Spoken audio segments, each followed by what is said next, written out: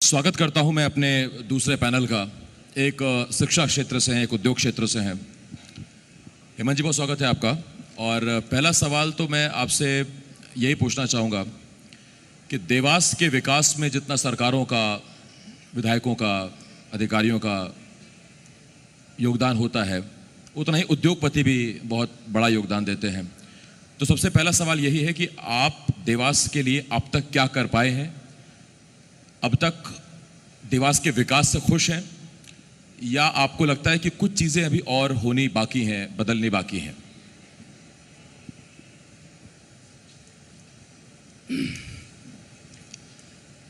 निश्चित रूप से देवास का विकास बहुत अच्छा हो रहा है। अभी माननीय विधायक जी ने बताया कि और हमको दिख भी रहा है, इम्प्लीमेंट हो रहा है। देवास में बहुत अच्छी चीज़ें हो रही है, प्रशासन भी बहुत अच्छा काम कर रही है, लेकिन कहीं कहीं छोटी मोटी दिक्कतें आती है।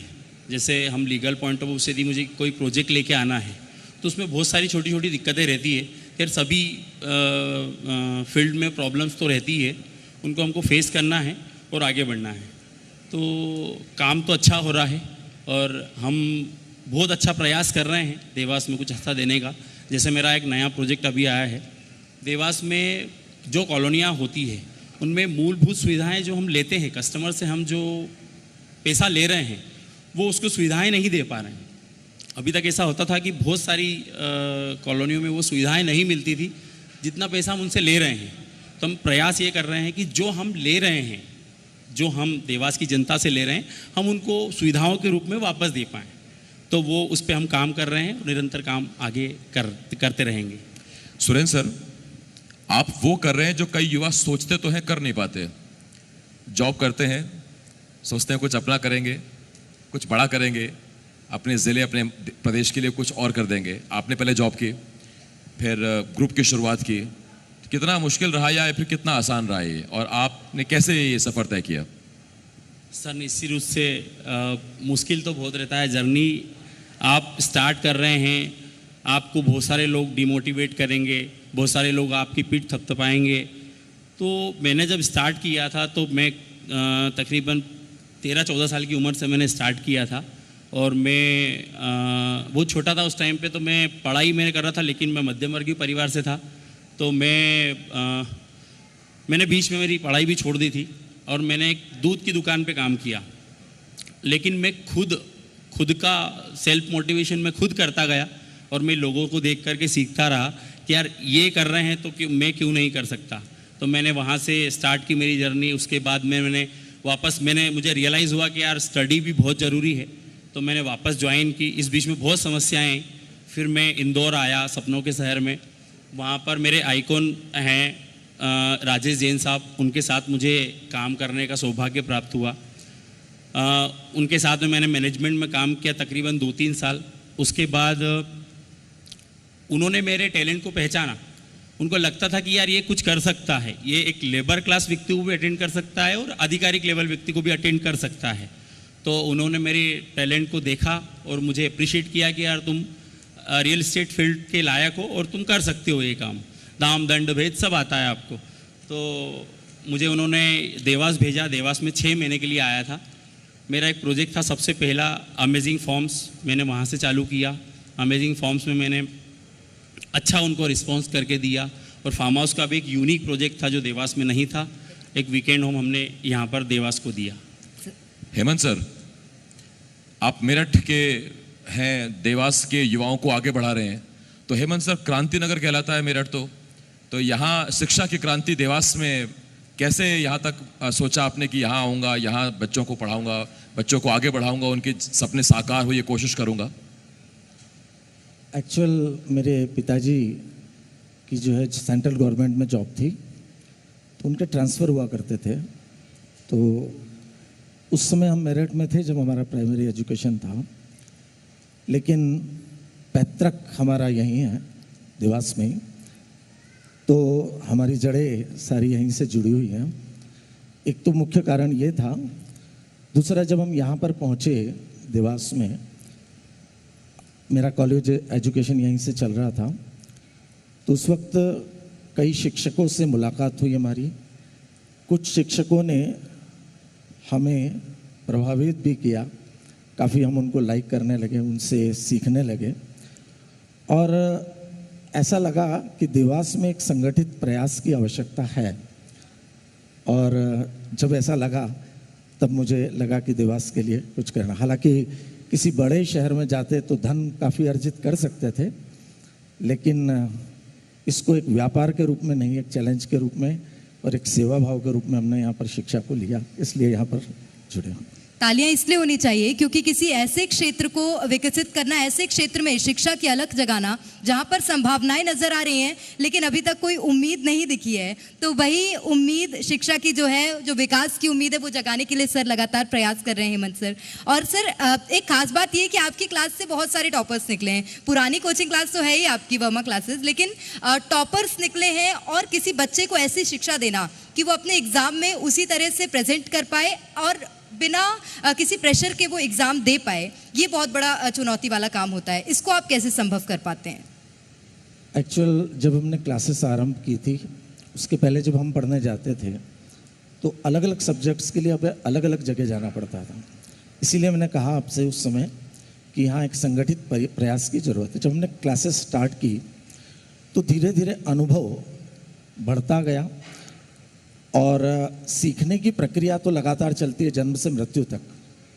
तो आज भी हम अपनी गलतियों से हम सीखते हैं, जो हमारी कमियां रह गई उनको हम दूर करते गए लगातार, और लगातार कमियों को दूर करने के बाद एक दिन ऐसा आया जब हमारे यहाँ से टॉपर्स निकलना आरंभ हुए और हम करीब पिछले 18-19 वर्षों से तो हम देख रहे हैं कि लगातार एमपी टॉपर्स यदि निकल रहे हैं तो लगातार देवास से हम निकाल पा रहे हैं, हमारी कोशिशें कामयाब हो पा रही हैं। Thank you. शुभकामनाएं हैं सर कि आगे भी ये जो कोशिश है वो जारी रहे। सुरेंद्र सर, मेरा आपसे सवाल है, आपका एक ड्रीम प्रोजेक्ट है बालाजी, उस प्रोजेक्ट में ऐसा क्या खास है कि वो आपका ड्रीम प्रोजेक्ट बना है? जैसे हम लोगों ने मैंने 8-10 साल से यहाँ पर काम किया। 8-10 साल मैंने बहुत सारे प्रोजेक्ट में मैंने काम किया, लेकिन मुझे वो स्वतंत्रता, वो फ्रीडम नहीं मिल रही थी कि मुझे खुद डेवलप करना है प्रोजेक्ट और खुद जो मैं चाहता हूँ, जो मैं जनता को देना चाहता हूँ वो मैं दे पाऊँ। तो यहाँ पर मुझे फ्रीडम पूरा मिला। फ्रीडम मुझे मिला तो मैंने जो मूलभूत सुविधाएं हैं, उन मूलभूत सुविधाओं को, जो मुझे पता थी कि मुझे क्या देना है और क्या रिक्वायरमेंट है लोगों की, तो एक होती है चौड़ी सड़कें, एक होता है ड्रेनेज, प्रॉपर ड्रेनेज, उसके बाद इलेक्ट्रिसिटी प्रॉपर सप्लाई सब दूर होनी चाहिए, गार्डन अच्छे होने चाहिए, लाइटिंग व्यवस्था पूरी अच्छी होनी चाहिए, पानी की व्यवस्था अच्छी होनी चाहिए। तो इन सब ये बेसिक सुविधाएं सब देते हैं, लेकिन हमने उसमें एक्स्ट्रा कुछ करने की कोशिश की। जैसे स्टार्म वाटर लाइन और रेनिंग वाटर के लिए कोई नहीं देता है देवास में, मेरे ख्याल से एक आध कॉलोनी में होगी तो होगी, देवास में नहीं थी। हमने स्टार्म वाटर लाइन की पूरी व्यवस्था की कि बारिश के पानी में आपके घर के सामने पानी 1 मिनट भी रुकेगा नहीं। हमने पूरा स्टार्म वाटर लाइन की पूरी व्यवस्था की, चौड़ी हम सड़कें दी हमने।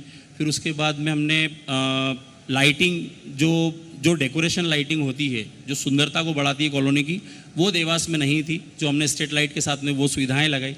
और जो गार्डन्स बनते हैं, वो गार्डन भी हमने थीम बेस्ड गार्डन बनाए हैं, जिसमें आपको जाएगी तो आपको ऐसा लगेगा कि आप देवास में नहीं हैं, आप फील करेंगे कि आप कहीं बाहर हैं।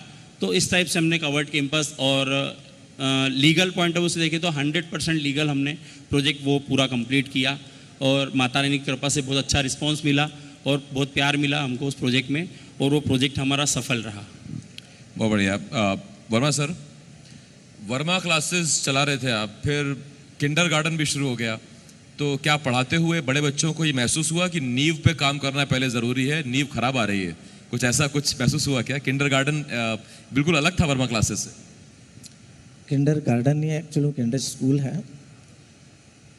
हम लोग जब यहाँ क्लासेस पर पढ़ाते थे तो बच्चों के साथ हमारा जो समय होता है वो 2.5 से 3 घंटा, और क्लासेस में कोई ग्राउंड नहीं होता, खेल का मैदान नहीं होता, एक्स्ट्रा करिकुलर एक्टिविटी नहीं होती।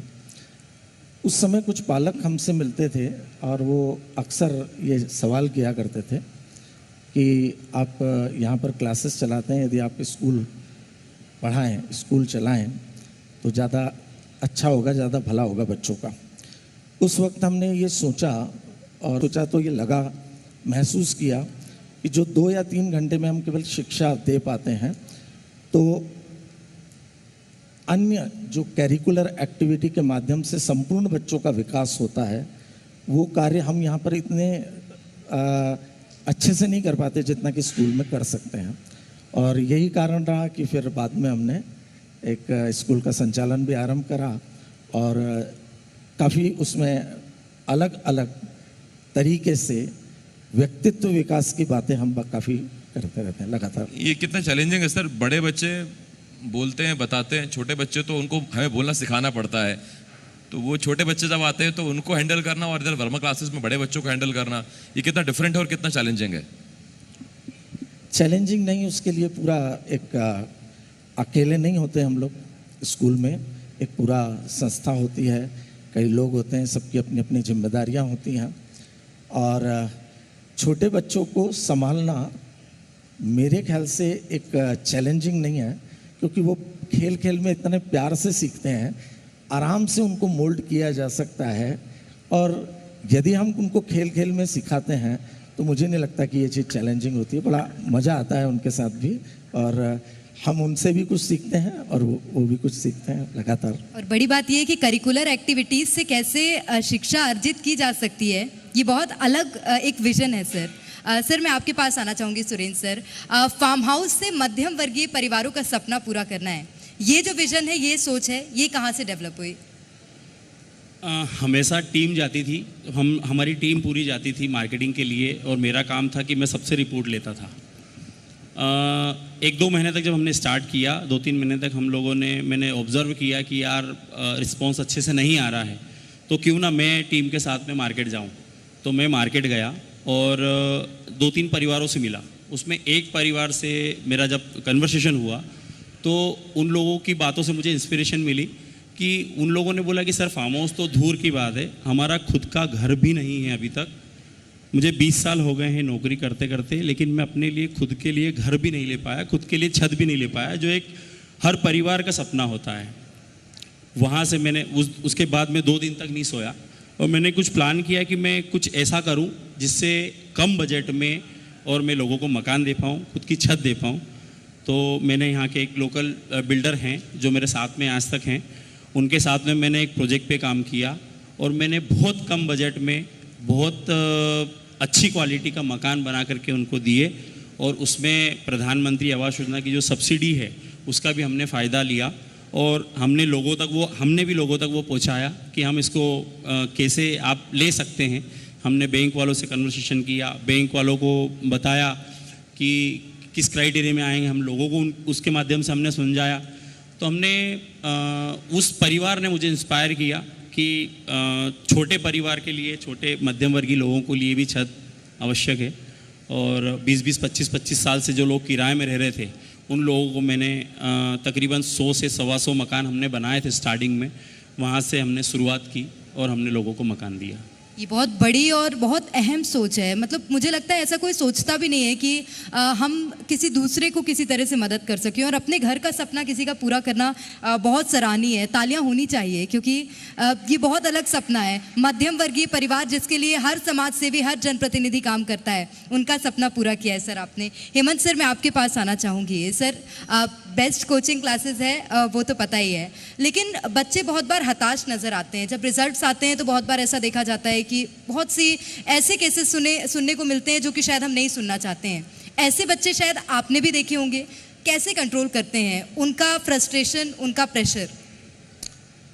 एक्चुअल क्या होता है, उनसे बातचीत, हर समस्या का हल बातचीत होता है, संवाद होना चाहिए। यदि बच्चा फ्रस्ट्रेशन में है तो उससे संवाद करके उसकी समस्या को समझना हमारा कार्य होना चाहिए। हम उसकी समस्या तक पहुँचें तभी हम उसकी समस्या को सुलझा पाते हैं। तो इसके लिए सबसे ज़्यादा ज़रूरी है बच्चे से संवाद होना। लगातार यदि बच्चों से संवाद होते रहते हैं तो कहीं ना कहीं उनकी समस्या हमें मालूम पड़ती रहती है। आप सर अपने छात्रों के साथ 35 किलोमीटर रोज साइकिल चलाते हैं, अभी गर्मी में भी चलाते हैं सर? मतलब बिल्कुल, आज ही 35 किलोमीटर चलाया है।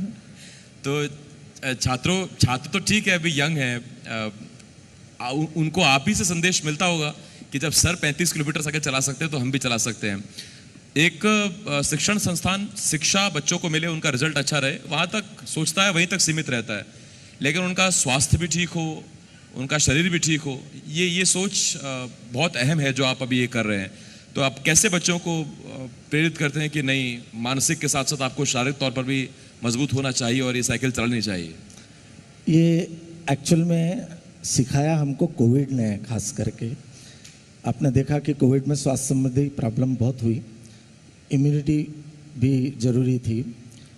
तो लगातार जो एक्सरसाइज करते रहते हैं बच्चे, तो उससे उनकी इम्यूनिटी या उसकी स्वास्थ्य ठीक रहता है। तो मेरा भी मानना है, अभी आपने सुना होगा कि एक स्वास्थ्य 100 नियामतें, यानी 100 वरदान भी हैं, लेकिन स्वास्थ्य ठीक नहीं है तो वो 100 वरदान कोई काम के नहीं होते। इसलिए मैं ये कहता हूँ, ये नहीं कहता कि साइकिलिंग ही करना चाहिए। आप जॉगिंग कर रहे हैं, आप रनिंग कर रहे हैं, आप वॉक कर रहे हैं, आप जिम जा रहे हैं, कुछ भी करें, कुछ न कुछ करते रहना चाहिए। और हमारा तो देश का नारा है कि स्वस्थ भारत, सशक्त भारत, और इसी से हमको स्वास्थ्य की प्रेरणा मिलती है, आगे कार्य करते रहते हैं हम लोग, और इसी से बनता है समृद्ध भारत। सुरेंद्र सर, मैं आपके पास आना चाहूँगी। एक प्रोजेक्ट तो पूरा हो गया और अब मध्यम वर्गीय परिवारों की जो सोच थी, जो उनकी डिमांड थी, वो भी पूरी हो गई। लेकिन अब बात करें भविष्य की योजनाओं की, कोई तो ऐसा भविष्य का प्रोजेक्ट होगा जो आपने सोच के रखा होगा? हाँ, हमने अभी कहीं सीटियाँ चिन्हित कर रखी है जहाँ पर लीगल प्रोजेक्ट नहीं है। एक कम बजट में मूलभूत सुविधाएं जो मिलनी चाहिए वो नहीं मिल रही है। बहुत सारी ऐसी हमने सीटियाँ चिन्हित की है, उस पर हम अभी काम कर रहे हैं। देवास की बात करें तो देवास में तो बहुत सारी कॉलोनियाँ हो गई है जहाँ पर अच्छे सुविधाएं मिल रही है, लेकिन देवास के बाहर हम यदि जाएँ तो बहुत सारी जगह ऐसी है जहाँ पर अभी तक लीगल प्रोजेक्ट कटे ही नहीं हैं, लीगल प्रोजेक्ट आए नहीं हैं। अनलीगल प्रोजेक्ट जो टुकड़े टुकड़े में कर रहे हैं वहाँ के लोकल लोग वो कर रहे हैं। तो हम लोग वहाँ पर जा रहे हैं और वहाँ पर हमने चिन्हित की है, 2-3 जगह हमने लैंड भी ली है और वहाँ पर भी हम सेम प्रोजेक्ट बनाएंगे। एक कम बजट में जो बड़ी सिटी में सुविधाएं मिलती है वही छोटी सिटी में भी सुविधाएं मिले, ये हमारा लक्ष्य है और उसकी तरफ हम अग्रसर हैं। सर, आप तो युवा चेहरा हैं ही, लेकिन युवाओं में और भी संभावनाएं हैं, जो प्रदेश के युवा हैं, क्षेत्र के युवा हैं, उनके लिए कोई एक विशेष संदेश हो सकता है क्या? उनके लिए एक ही संदेश है कि आप यदि इस फील्ड में जुड़ना चाहते हैं तो बहुत अच्छी फील्ड है। आपको व्यवस्थित काम करना है, जीनाइन तरीके से काम करना है तो अच्छी फील्ड है। और आप एज अ कंसल्टेंट ही नहीं जुड़ सकते, आप एज अ मटेरियल सप्लायर जुड़ सकते हैं, आप दुकानदार मिलकर कंट्रीब्यूशन दे सकते हैं। अच्छी फील्ड है और हम अच्छा कर रहे हैं लोगों के लिए, तो जुड़ना चाहिए हमको। और स्कोप तो है ही, आबादी बढ़ेगी तो घर की आवश्यकता भी होगी। जब घर बनेंगे तो ईंट पत्थर सरिया सीमेंट की भी आवश्यकता होगी, बिल्डर्स की भी आवश्यकता होगी। तो कभी ये ना रुकने वाला धंधा है, ये जो बिजनेस है हमेशा फलेगा फूलेगा। एक अच्छा प्रॉफिट वाला एक सुझाव दे दिया। सर, आपसे एक सवाल है, ये मंच बहुत बड़ा है, मध्य प्रदेश छत्तीसगढ़ का नंबर 1 चैनल है जी मध्य प्रदेश छत्तीसगढ़। अभी रिजल्ट्स आए, कुछ बच्चे हताश हुए, कुछ के अच्छे नंबर आए। आप पेरेंट्स को और बच्चों को क्या संदेश देंगे, एक गुरुजन क्या संदेश देंगे? एक्चुअल में जब मेरे बच्चे छोटे थे, जब वो स्कूल एजुकेशन में थे, तब एक पालक के रूप में भी था, मैं एक शिक्षक के रूप में भी था। तब हमारे एक मित्र हैं हेमंत बख्शी, देवास के ही हैं, उनसे बातचीत में उन्होंने एक बड़ी बात मुझे कही थी और आज मैं वही बात पालकों के लिए खास करके कहना चाहूँगा, जो मैंने अभी थोड़ी देर पहले भी कहा था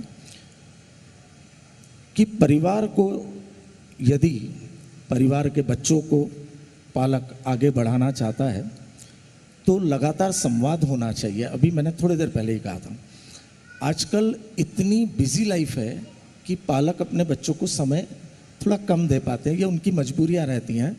पर मैं पालकों से तो यही कहूँगा कि वो अपने बच्चों से संवाद अवश्य करें, क्योंकि उसमें ही समस्याएं निकल करके आती हैं और वो उसका निराकरण कर सकते। साथ ही बच्चों को भी कहीं ना कहीं ऐसा जरूर चाहिए कि अपने पालकों से अपनी समस्याओं के बारे में बोलें। शिक्षकों के बारे में भी यही कहूँगा कि शिक्षक पालक के बीच में भी संवाद होना चाहिए, शिक्षक और स्टूडेंट्स के बीच में भी संवाद होना चाहिए। तो लगातार संवाद एक ऐसी प्रक्रिया है जिससे हम कई समस्याओं की को जान सकते हैं बच्चों की और उनका निवारण कर सकते हैं। और शिक्षण संस्थानों में और कुछ क्रिएटिव कर सकते हैं दूसरे संस्थान सर, कोई सलाह है उसके लिए? क्रिएटिविटी तो बहुत तरीके से होती है मैडम। अब वो क्रिएटिविटी किस फील्ड में लेकर के करना है, क्योंकि बहुत सारी क्रिएटिविटी के कार्य स्कूलों में लगातार चलते ही रहते हैं, निरंतर चलते रहते हैं। वो समय और उसके अनुरूप, समय के अनुरूप होते हैं या जो इवेंट्स आते हैं उनके अनुरूप होते हैं। तो ये तो लगातार चलते रहते हैं स्कूलों के अंदर। बच्चों से जब आपकी बात होती है तो वो क्या बताते हैं? उनके दोस्त उनकी कामयाबी देख के क्लास में आना चाहते हैं या डर जाते हैं कि वर्मा सर के यहाँ जाएंगे तो 35 किलोमीटर साइकिल चलानी पड़ेगी? एक्चुअल ये डर 35 किलोमीटर का किसी बच्चे को नहीं होता है। ये अभी मेरा 2-1 साल से आरंभ हुआ है और इसमें केवल वही बच्चे जुड़े हैं जो खुद इंटरेस्ट से आते हैं। किसी के लिए वो नहीं है कि सबको लेकर जाना, मेरे लिए वो नहीं होता है।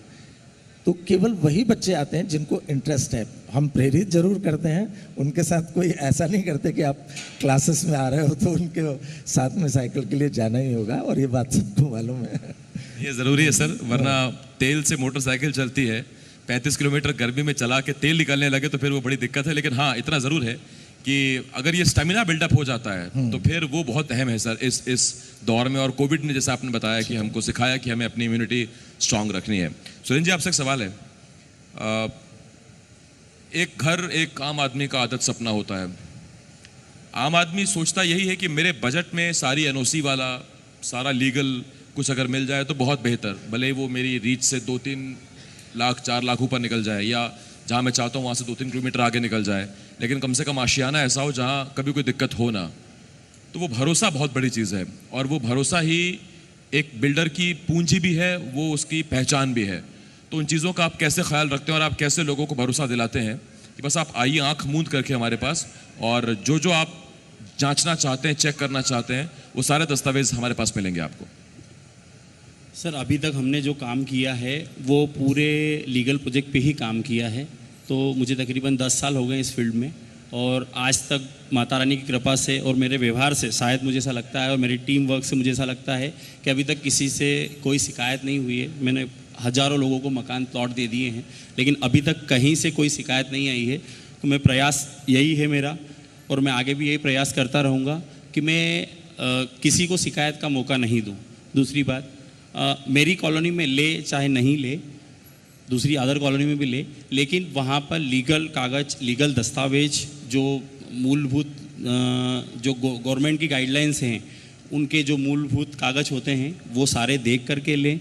और यदि इसमें मेरी किसी को भी रिक्वेस्ट ज़रूरत हो तो मैं मेरा नंबर भी सार्वजनिक कर सकता हूँ। मेरा ऑफिस है भोपाल चौराहे पर, वो मुझसे आकर के मिल सकते हैं और मैं उनका उसमें सहयोग करूँगा पूरा। और सहयोग करेंगे, और सर नंबर भी प्रदान कर सकते हैं, तो किसी को भी अगर आवश्यकता हो तो वो नंबर ले भी सकते हैं। सुरेंद्र सर, मेरा एक और सवाल है आपसे, क्योंकि आपने बताया कि आपके जो मार्गदर्शक थे वो इंदौर में थे और उन्हीं से आपने सलाह ली, उन्हीं से आपने थोड़ी प्रेरणा ली। उसके बाद देवास में आपने मूल रूप से अपने काम को स्थापित किया है। इस क्षेत्र में कुछ अलग दिखा क्या? विकास और आगे हो सकता है क्या? ऐसा कुछ नज़र आया? इसमें से बहुत सारी समस्याएं थी। जैसे मध्यम वर्गीय परिवारों के लिए, मैंने जैसे आपको बताया पहले भी, कि 20-20, 25-25 साल हो गए हैं जिनकी 20,000, 25,000 सैलरी है, जो मकान नहीं ले पा रहे थे। मकान उनके लिए मतलब सोचना भी बड़ा था कि यार आज क्या करेंगे। लेकिन हमने क्या करा कि प्रधानमंत्री आवास योजना की जो सब्सिडी थी, उस सब्सिडी को लोगों तक पहुँचाया और लोगों को बोला कि भैया आप यदि 10 लाख का मकान ले रहे हैं तो आपको 1-2 लाख रुपए देना है, और 2 लाख रुपए तो नॉमिनल है, 2 लाख रुपए तो आप कहीं से भी अरेंज कर सकते हैं। 2 लाख रुपए यदि आपने अरेंज कर लिए हैं तो बाकी का हम आपको लोन करवा देंगे, उस लोन में सब्सिडी मिल जाएगी। तो जितना आप किराए के मकान में किराया दे रहे थे उतने में आपका खुद का मकान हो जाएगा। और किराया आप दे रहे हैं तो वो तो वेस्ट ऑफ मनी है आपका। आज ही तो कल किस्त खत्म होगी तो आपका खुद का मकान होगा, और अपने घर में रहने की फीलिंग, अपने घर में रहने की जो भावना है वो अलग ही होती है। वो उस पे इसे तो दोनों लोग समझते हैं, जो अपने घर में रहते हैं वो भी जानते हैं घर की ज़रूरत क्या होती है, और जिनके पास नहीं वो भी जानते हैं कि घर की ज़रूरत क्या होती है। मैं बहुत धन्यवाद देता हूं आपको सुरेंद्र जी। हेमंत सर, बहुत बहुत धन्यवाद हमारे से जुड़े रहने के लिए, और आप बने रहें यहाँ पर। प्रेरणा।